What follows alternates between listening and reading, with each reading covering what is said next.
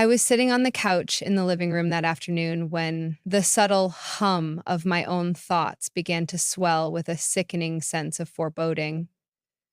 It was strange how the quiet moments, those times when I could hear the hiss of the central air or the gentle tapping of the rose bush against the window, always brought me the most clarity. I suppose I'd grown used to ignoring the steady drip of doubts that had followed me around for years. But on this day, after he'd left for yet another business trip, those doubts crashed through me with a force I couldn't contain.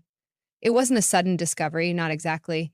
It was more like a slow unveiling, an unraveling of the tapestry of our life, where loose threads had been pulled for months, maybe even years, until I looked at the pattern and realized I didn't recognize any of it anymore. The house felt emptier than usual, even though the kids were in the next room, busy arguing over a TV channel or hidden toys or something that used to drive me insane but now seemed laughably simple compared to the storm swirling in my chest. When I think back, I can't pinpoint the exact moment I stopped believing his traveling stories. Maybe it was the nighttime phone calls that hovered just at the edge of my hearing, or the near manic speed at which he swiped his phone screen when I walked into a room. Maybe it was my own heart quietly telling me something was wrong. I remember feeling a sense of betrayal, but also a certain resignation, like I'd known this day was coming all along. So I sat in the silence of the living room, letting that knowledge settle in my bones, feeling simultaneously lost and unexpectedly resolved. He thought I was too gentle, too forgiving, too ready to accept his schedule. He had no idea what I was capable of when I felt cornered, how the warmth I offered him all these years could twist into a protective shield around myself once I realized how thoroughly he'd been lying. I remember looking at the family photos on the mantle, me smiling on our wedding day, him with that confident grin, the kids in their toddler years climbing all over us as we laughed at the chaos. It felt so real back then, so unshakably ours. But now I saw cracks in his smile. Or maybe it was just the reflection of the overhead light, turning everything in the photograph into something false. My eyes lingered on the ring on my finger. The gold band had dulled over time, and there was a small scratch I hadn't even noticed until that moment. The memory of him sliding it onto my hand in a flutter of tulle and wedding vows made my stomach churn with longing for a version of him that might never have been real. I wanted to rip it off my finger right then and fling it against the wall, but I didn't. Instead, I pressed my lips together, took a deep breath, and forced myself to think strategically. I was done being blindsided. I was done sleeping next to him at night while something in my gut screamed that he was betraying me. If he could keep secrets, so could I. And so I decided in that instant I would wait. I would watch. I would gather every shred of emotional and financial power I had left and strike when he least expected it. I thought I heard footsteps and stiffened, worried the children might see the anger twisting my expression, but it was nothing, just the old walls settling, reminding me that this was the home I'd built around a marriage that was rotting from the inside out. My heart pounded as I forced my shoulders to relax.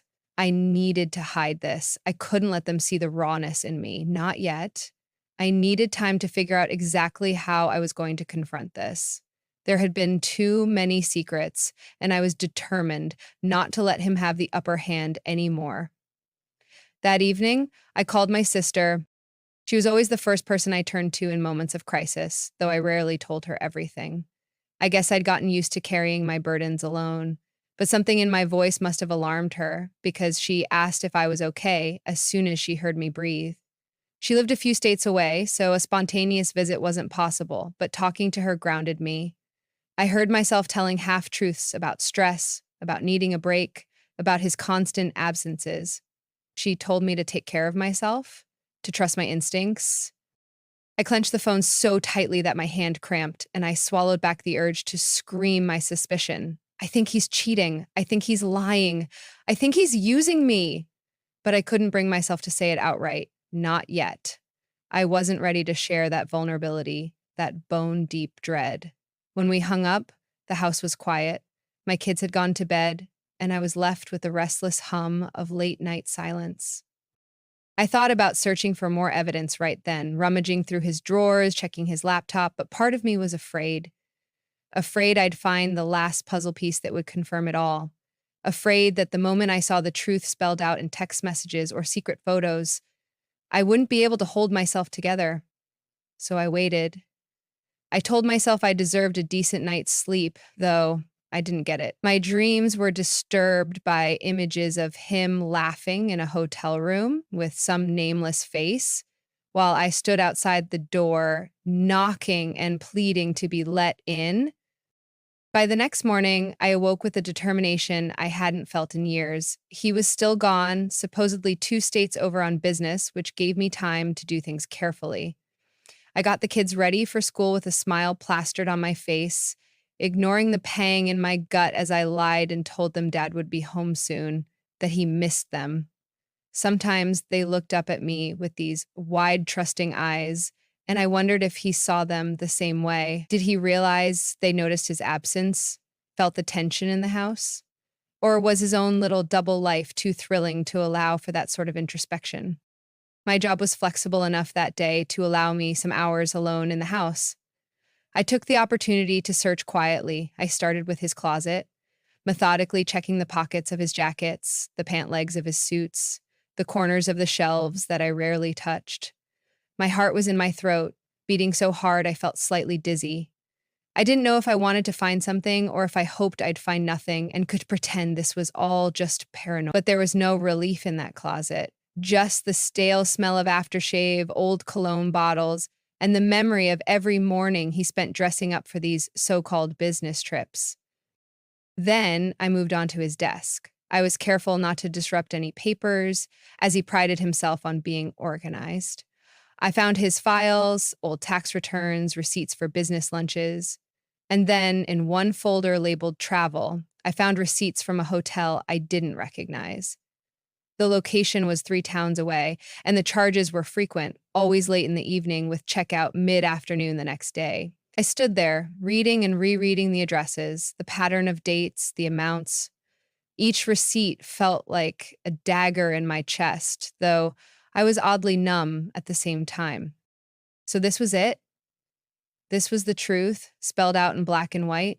He hadn't even bothered to hide it well. Maybe that was the ultimate insult. It didn't occur to him that I might look, or if I did, that I might not question it. The old me might have confronted him right away, demanded an explanation. But something inside me had changed. I felt a wave of anger and then an eerie calm. I slid the papers back exactly as I'd found them and closed the drawer. I decided then and there that I would not tip my hand. I would not scream or cry or let him see the tears that burned hot behind my eyelids. I was going to plan this carefully, quietly, the way he had done. For the first time in years, I felt an unfamiliar sense of control, even as my heart broke. The rest of that day passed in a haze. I tried to work, but my mind kept drifting to the receipts, to the dozens of late-night check-ins. I conjured up images of him crossing a hotel lobby with a smug grin, phone in hand, maybe texting me something casual like, "Love you, miss you," while his actual evening plans were far more sinister. I felt a flicker of rage at the thought of how easily he'd fooled me. Yet I also blamed myself for not trusting my instincts sooner. That night, when he called, I let his words drift over me like meaningless static. "Hi, honey," he said, voice smooth. "I miss you. How was your day?" I gave him the usual mundane details about the kids, about the errands I ran, never letting on that my heart was pounding in my chest. I could almost picture him standing in some hotel room, maybe getting ready to meet someone for dinner, or perhaps she was in the room with him, eavesdropping on our marriage in real time. I felt sick to my stomach, but I managed to keep my voice calm. "We're fine," I said. "Just another busy day. When do you think you'll be home?" He claimed he'd return by the weekend. I knew that was a lie, and the knowledge gave me a strange sense of power. After we hung up, I stared at my phone for a long time, thinking about how many times I'd let him lie to me before I believed it was the truth. No more, I told myself. No more. In the days that followed, I began crafting my exit plan. I thought about my finances, about the house, about custody of the kids. We'd built a life together. He was always the breadwinner, but I'd done everything else. That arrangement seemed normal to me until I realized how it had left me financially vulnerable. I told myself I needed a good lawyer, one who understood the complexities of a long marriage that was now fracturing under the weight of betrayal. But I couldn't hire anyone too close to home. Our circle of acquaintances was extensive, and I didn't trust that word wouldn't get back to him. So I drove 2 towns over one afternoon, making an excuse about shopping, and found a discreet attorney's office. The lawyer, a woman about my age, listened quietly as I laid out the situation. I didn't show her the receipts yet. I simply told her about his repeated business trips, my mounting suspicions, and my plan to leave. The words felt heavy in my mouth, as though saying them out loud transformed my vague intentions into a tangible reality. She nodded sympathetically, asked me pointed questions about finances, about property, about whether there was a prenuptial agreement. There wasn't. Her face betrayed no judgment, no shock. I guess she'd seen it all before. By the end of the meeting, I felt strangely lighter, though the path ahead seemed labyrinthine. She told me to gather any financial documents I could, to keep track of his absences, to avoid any confrontation until I had a clear picture of the legal steps. When I left her office, I sat in the car for a moment, gripping the steering wheel with both hands, letting the gravity of what I was doing sink in. I'd never imagined I'd be the type of person to prepare for a secret divorce. I'd always seen myself as a loyal wife, the kind who made dinner every night and stayed up late folding laundry, the woman who tiptoed around so her husband could sleep in after a long flight. But I realized all too clearly that I'd been playing a part in a story he wrote, a story in which my role was subservient, clueless, trusting. I had no intention of letting that story continue. That evening, I faced him with a practiced smile when he finally walked through the door. He wasn't due home until the weekend, but he arrived a day early, dropping his suitcase in the foyer with a casual shrug. He wore that same arrogant smirk he always had, the one that implied he was doing us a favor by gracing us with his presence. The kids rushed to greet him, and for a moment, I had to hide my disgust behind a pleasant expression. I felt a pang of guilt that they loved him so genuinely, while I stood there knowing the truth he'd never admit. "You're back early," I said, feigning surprise. "Everything go okay with the trip?" He nodded, kissed me on the cheek. I suppressed the urge to recoil, to wipe away the memory of his lips. "Yeah," he said. "The deal wrapped up sooner than expected." He glanced at me in that way he always did. A quick once-over, maybe assessing if I'd been up to anything while he was gone. I offered the same routine small talk, and he responded with the same vague details. It was almost absurd how normal it felt. That night, I cooked dinner and listened to him chatter about a meeting, a dinner with clients, how the flight was delayed. I might have believed him once, but now each sentence felt like a direct insult to my intelligence. I kept an even temperament. I laughed at his jokes. I nodded and asked questions. The entire time, I was seething inside, thinking about those receipts tucked away in his desk. Once the kids were in bed, he tried to approach me with affection, sliding a hand across my back as I washed dishes. My spine stiffened, but I forced a smile. I used to crave these small gestures, longing for him to show me even a fraction of the warmth I lavished on him. Now, it took every ounce of willpower not to fling the soapy water in his face. Instead, I let him plant a kiss on my neck. He retreated after a moment, probably sensing something off in my posture. "You okay?" he asked, and I felt his eyes boring into me. I nodded, turning around to face him. "Just tired," I said softly. "Long day with the kids." He accepted that, or pretended to. Then he retreated to his usual evening routine. I realized with a bitter laugh that we were both excellent actors, each putting on a performance. He was playing the part of the loving husband returned from a hard day's work, and I was the doting wife, too naive or too exhausted to suspect a thing. But I knew better, and that knowledge thrummed in my chest like a loaded gun. Over the next few days, I kept my cover. I continued my routine as if nothing had changed, dropping the kids off, running errands, cooking meals. But behind the scenes, I was meticulously building my case. I scanned copies of bank statements, credit card bills, anything that might show his duplicity. I stored them on a hidden USB drive, which I buried beneath old blankets in the attic. The secrecy of it all made my blood pound, but it also gave me an odd sense of empowerment. Whenever he wasn't home, I combed through every digital record I could find. I discovered more suspicious hotel charges, restaurants and places he claimed never to have visited, odd gaps in his flight itineraries. Each new detail was like a slap to the face, but it also strengthened my resolve. I learned to mask my pain behind a carefully controlled exterior. My anger fueled me, but I held it tight, refusing to let him see even a flicker of it in my eyes.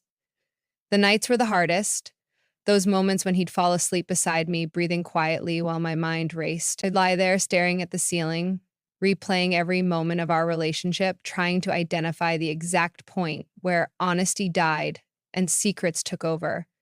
Sometimes I hated myself for not seeing it sooner. Other times I clung to the memory of the love we'd once shared and felt a deep, crushing sadness, but I never let that sadness derail me from my goal. I was determined to leave, to protect my kids from the inevitable fallout. I just needed the right moment. And I needed more proof. One afternoon, I got lucky. He was in the shower and his phone buzzed on the nightstand. Normally, he kept that phone practically welded to his hand, but he must have assumed it was safe. My stomach somersaulted as I reached for it. The lock screen showed a message preview. Last night was amazing. Miss you already. I felt my heart stutter, a cold wave of nausea washing over me. Right there in plain text was confirmation. No illusions. No, maybe it's just business. This was personal, raw. I snapped a photo of the screen with my phone. My hands were shaking, and I worried he'd walk out any second. But I managed to slip out of the room just as I heard the water turning off. I locked myself in the hallway bathroom, struggling to breathe. That one glimpse was all I needed to tip me over the edge. In my mind, there was no question of forgiveness, no second chance. This was war. I looked at the photo I'd taken, the unsaved number, the damning text. I recognized the area code. It wasn't even out of state. How many times had he snuck out to see her locally while I stayed home with the kids, none the wiser? The pain in my chest was immense, but the rage was so much larger. I took a moment to steady myself, leaning over the sink, staring at my reflection in the mirror. My eyes looked wild, like I'd been slapped awake from a long slumber. I whispered to myself, "This is it." And I felt a surge of determination flood through my veins. By the time I left the bathroom, my face was composed, my posture calm. He was in the bedroom, toweling off, oblivious. He didn't even glance at me as I walked by, probably lost in thoughts of whoever had sent him that text. The next day, I visited my lawyer again, this time with physical evidence. She studied it, nodded solemnly, and told me we had enough grounds for a no contest filing if that was what I wanted. I told her that was exactly what I wanted, but I needed to do it on my terms. I wanted to serve him at home, catch him off guard the way he'd blindsided me. Um, she hesitated. Usually these things are delivered more discreetly to avoid drama, but I insisted. I needed to see his face when he realized I'd known all along. I needed to see that crack in his facade. Over the following weeks, I put the final touches on my plan. I arranged a meeting with my boss to discuss remote work possibilities if I needed to move back near my sister. I met quietly with a financial advisor. I noted every movement he made, every business trip that left him open to more evidence. Every day, I grew more confident, more resolved, and yes, more furious. Yet to him, I was the same dutiful wife. He complimented me one night, saying how grateful he was that I understood the demands of his career. I felt a cold shiver of disgust as I smiled back, playing my part. The irony was thick as poison in the air. He had no idea I was orchestrating an entire exit strategy right under his nose. Then came the day I set in motion the serving of the divorce papers. I had arranged it with the lawyer so that a process server would arrive at precisely the time he returned from his last trip. The kids would be away at their grandparents', so they wouldn't witness the confrontation. I timed everything down to the minute. I remember standing by the window, heart hammering, waiting for his car to pull into the driveway. The late afternoon sun was streaking the sky with shades of pink and gold, a strangely beautiful backdrop to the storm about to break. I heard the rumble of his engine, watched him step out of the car. He paused briefly to check his phone. Probably another message from her. My mouth felt dry and my palms were slick with sweat, but I held my ground, standing calmly in the living room, determined not to show any sign of weakness. The knock came and he frowned. I saw him through the window, glancing at the server who stood on our front stoop, documents in hand. He looked at the envelope curiously, then rang the bell again. After a moment of indecision, he took it, flipping it open. I couldn't see his expression fully, but I saw the tension in his shoulders. He turned to look at the house, eyes scanning the windows. I knew he couldn't see me standing there, half hidden by the curtains. My heart pounded as I watched him flip through the pages, realization dawning on his face in slow motion.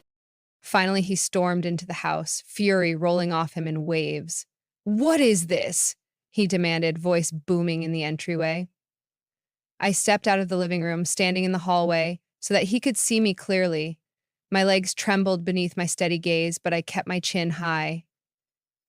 "It's exactly what it looks like," I said, my voice eerily calm. He glared at me, a mix of shock, anger, and maybe fear twisting his features. "Where is this coming from?" he sputtered. "Why? Why would you do this? We can talk. We can—" I cut him off with a pointed stare. "Talk about what?" I asked, voice trembling only slightly. "All those business trips? All those nights in hotels? Those messages from women whose numbers you never bothered to save in your phone? Or should we talk about the fact that you've been lying to me for years, making me feel like I was going crazy when I suspected something was off?" He opened and closed his mouth, struggling for a response. I felt a sudden surge of pity, but it was overshadowed by months of indignation. I refused to let him manipulate the conversation. I refused to back down. "You planned this?" he asked, voice cracking with disbelief. "How long have you—" "Long enough," I said. "Long enough to get all the evidence I need. Long enough to realize I'm worth more than the lies you've been feeding me." His face contorted. "We can work this out," he said, a tinge of desperation creeping into his tone. "We have a family, for God's sake." "Exactly," I snapped, anger igniting in my chest. "We do have a family. And I won't let you keep humiliating me, hurting our children by turning their mother into a suspicious, anxious wreck. They deserve better. I deserve better." He tried to speak, but I held up a hand. "Save it," I said, my voice cold. "I've heard enough of your excuses. I've spent years listening to you spin your stories about meetings and conferences, about client dinners, and all the while, I've been the last to know." His eyes darted to the door, as if looking for an escape route. I almost laughed at the irony. He'd trapped me in a marriage full of lies, and now he was the one feeling cornered. "I'll fight this," he threatened, but it sounded hollow. He glanced down at the papers in his hand, scanning the legal language as though it were written in a foreign tongue. "You want to fight?" I asked, voice turning dangerously soft. "Go ahead. I have every receipt, every phone record, every bit of evidence I need. You think you can bluff your way out of this? You taught me too well how to hide things, and now you'll see just how well I learned." He took a step back, his bravado wavering. "You don't have to do this," he tried one last time, appealing to my compassion. For a moment, I thought of the early days of our marriage, of how we used to confide in each other about our dreams, our fears. That memory felt like it belonged to someone else entirely. "Yes, I do," I said, voice shaking with both rage and heartbreak. "And you did this. You left me no choice." I walked past him and up the stairs, leaving him standing there in the hallway, clutching the divorce papers like they were a bomb that had just detonated in his hands. Once I was in the bedroom, out of his line of sight, the adrenaline rushed out of me all at once. My legs buckled, and I sat on the edge of the bed, gasping for air. I expected to feel triumph, or at least relief, but all I felt was a deep, tearing sadness. I heard him downstairs, pacing, muttering curses, slamming a door. I forced myself to breathe steadily. I had to remain strong.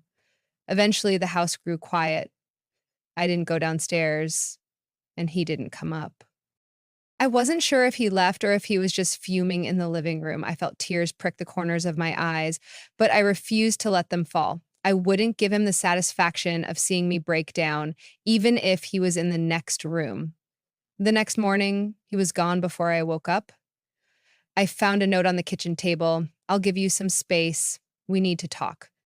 The anger rose in me again at his presumptive tone, but I crumpled the note without reading further. I had no intention of discussing anything. The papers were served, the process was in motion. From now on, our communication would go through lawyers, unless it concerned our children, and I meant every word of it. I spent the rest of that week riding a wave of emotional whiplash. One moment, I'd feel a surge of confidence that I'd done the right thing, that I was forging a new future. The next, I'd be struck by memories of our once happy life, the laughter, the tender moments that now felt like illusions. My kids came home from their grandparents, and I tried to maintain normalcy. I told them their father was out of town for work again, which wasn't far from the truth. I couldn't bring myself to explain what was happening yet. Part of me dreaded the day I'd have to sit them down and shatter their world. But I also knew that staying in a toxic marriage would only damage them further in the long run. Over the following days, he tried calling me repeatedly, texting me lengthy apologies and promises. "We can fix this," he said in one message. "Please don't throw everything away," read another. I deleted them all, saving only the ones that might serve as evidence should things turn ugly in court. My lawyer advised me to keep everything, so I did, methodically archiving each desperate attempt he made to reconcile. Maybe if he'd shown half that desperation before I discovered his lies, we could have salvaged something. But now it was too late. He also sent messages laced with anger, threats about exposing me as an unfit mother, about dragging me through a custody battle. My lawyer reassured me that it was standard intimidation. Still, it cut deep to realize he was willing to weaponize the children if it meant hurting me in return. Each time a new message arrived, I felt a combination of relief and fury. Relief because his behavior corroborated the story I'd laid out in the divorce filing: infidelity, emotional manipulation, financial deceit. Fury because this was the man I once trusted with my life who now tried to rip my dignity away. In moments of quiet, I found myself replaying the last several years, searching for warning signs. There were plenty, I realized. Subtle red flags I'd dismissed as normal strains of marriage. Late nights at the office, questionable credit card charges, a lack of interest in spending time with the kids. Even the way he seemed perpetually distracted when we were together. He'd brush it off as stress, as the demands of his job, and I would nod along, trying to be supportive.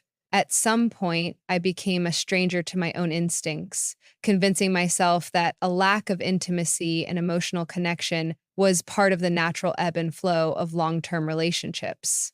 Now, I saw how carefully he'd curated that narrative, how he made me question my own feelings whenever I brought up my concerns. Gaslighting. That's the word, though I rarely used it out loud, but that's what it was. And I wouldn't let him do it anymore. My sister called almost daily, sensing my turmoil. At first, I kept her in the dark, but after I served him the papers, I finally told her everything. She let out a long, low whistle on the other end of the line, followed by a string of curses that would have made our mother blush. Then she asked me if I needed her to come down. I was tempted to say yes, but I also felt like I needed to stand on my own 2 feet for once, to show myself I could handle this. She understood, promising to visit as soon as I gave the word, but also giving me space to handle the storm in my own way.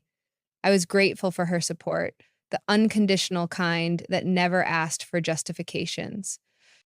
Meanwhile, the kids started asking more questions.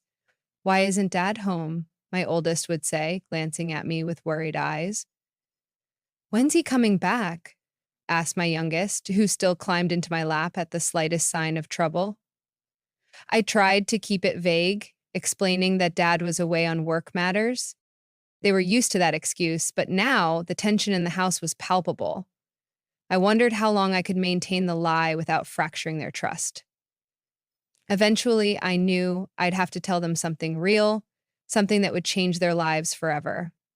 The days bled into weeks, and I realized that I was in a kind of limbo. Legally, the wheels were turning, but emotionally, I felt caught between devastation and an odd sense of liberation. I began to rediscover small joys, moments of calm when I didn't have to worry about him or his lies. I started reading again, something I hadn't done in ages, because he always considered my reading time unproductive. I even found myself humming while doing laundry, as if my spirit was slowly remembering how to breathe.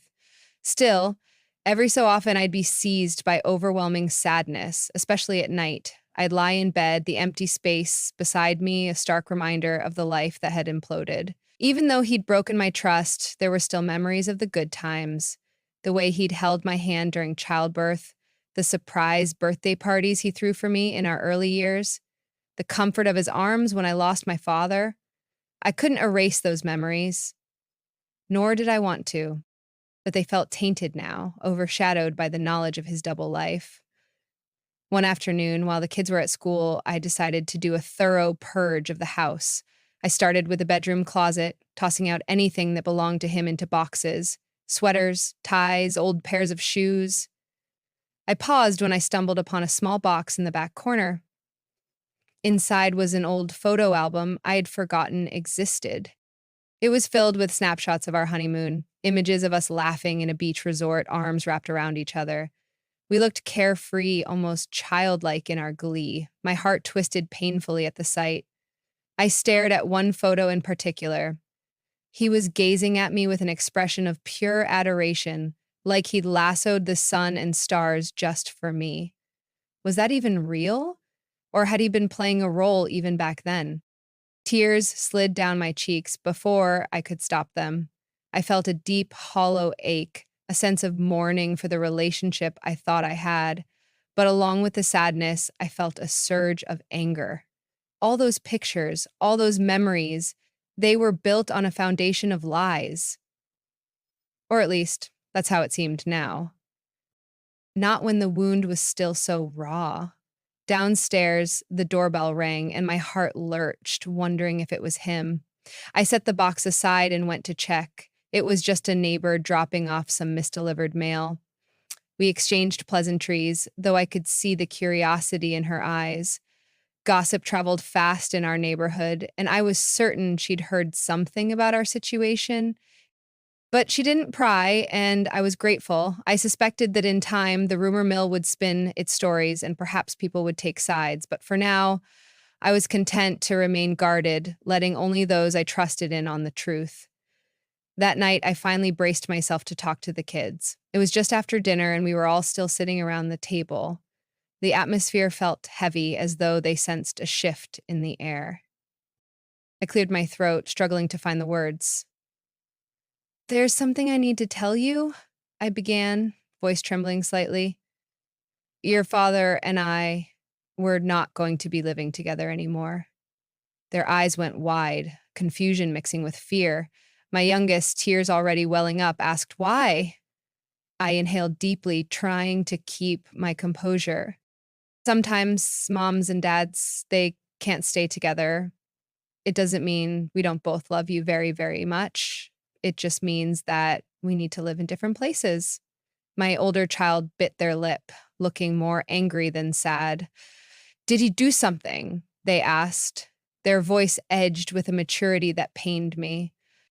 My heart clenched, but I shook my head gently. "It's complicated," I said, "but you'll always have both of us. We'll figure out how you can see him and me without having to choose. You won't have to choose, okay?" That seemed to calm them slightly, though I could see a storm of questions brewing behind their eyes. I reminded them that I was there for anything they wanted to ask and that they could always talk to me about their feelings. But I knew this was a wound that would take a long time to heal. After they went to bed, I allowed myself a moment to cry freely in the living room.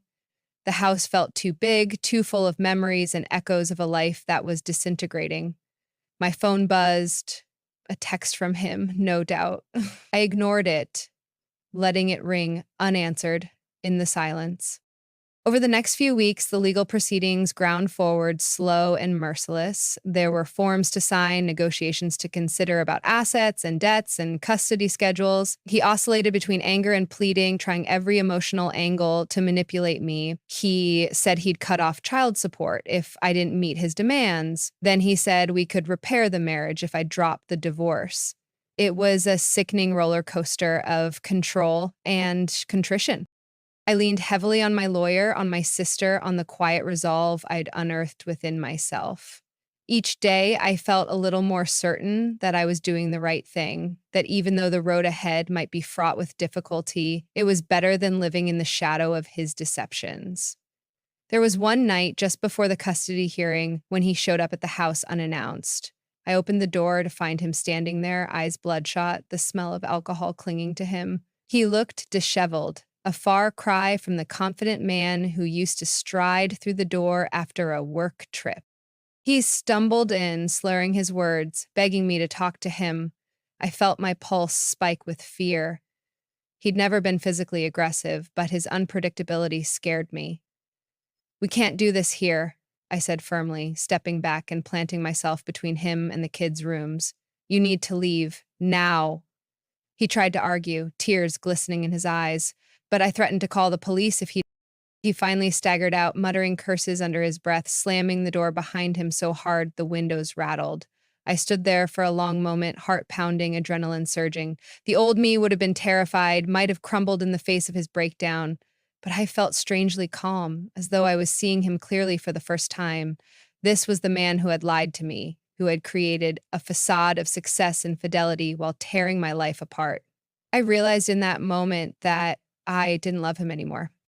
I pitied him, but I didn't love him. In the aftermath of that visit, I changed the locks, I informed my lawyer, and documented everything. The next court date was looming, and I knew I had to be prepared for whatever he threw at me. But there was a sense of finality to it all, as though we were sprinting toward the end of a race I'd unwittingly been running for years. The day of the hearing arrived, and I sat in the sterile courtroom, ankles crossed, hands clasped in my lap. He sat across from me, eyes averted, shoulders hunched. I wondered if he was replaying the last few weeks in his mind, realizing how thoroughly he'd lost control. Our lawyers spoke on our behalf, hashing out the terms of custody and the division of assets. Occasionally, I'd glance at him, remembering the young man who once made me laugh until I cried, who held me close on chilly nights when we had nothing but each other. Now we were adversaries in a legal battle. The judge was stoic, listening to both sides, skimming documents. When the final decisions were made, I felt a rush of relief. It wasn't a clean break. I still had to navigate co-parenting, but it was a severing of the bond that had turned toxic. Outside the courtroom, he tried to speak to me, but my lawyer intervened. I caught one last glimpse of his face, twisted with regret and anger, before I turned and walked away, refusing to look back. It was a long drive home, and I spent it oscillating between tears and short bursts of laughter. I felt as though a huge weight had been lifted from my chest, and yet the sadness of ending a significant chapter in my life was overwhelming. That night, I tucked the kids into bed, answering their uncertain questions about the future with as much reassurance as I could muster. Then I sat on the couch in the living room, the same couch where I had first realized the full extent of his betrayal. And I let myself feel everything. I felt the betrayal, the heartbreak, the anger, and finally, the sense of freedom that I'd been too scared to embrace until now. In the weeks that followed, I began to rebuild. There were days when I missed the idea of what we once had, days when the kids asked questions that made my heart ache. But I also found moments of strength, like the first time I applied for a promotion at work without worrying about how it would affect his schedule, or the first time I planned a weekend with just me and the kids, exploring a nearby state park and finding joy in their laughter free from the tension that used to linger whenever he was around. The divorce became final with a stroke of a pen, an unceremonious end to years of shared history. I signed my name and felt a strange mixture of grief and relief, like a deep breath after being underwater too long. He texted me on the day the papers were finalized, a simple, "I'm sorry." I didn't respond. I deleted the message and realized that for the first time, it didn't hurt to do so. I looked around the house, at the blank spaces where some of his belongings used to be. It struck me that those spaces no longer felt empty. They felt open, like opportunities for something new. Over time, I made small changes, rearranging furniture, painting the walls a calming shade of blue.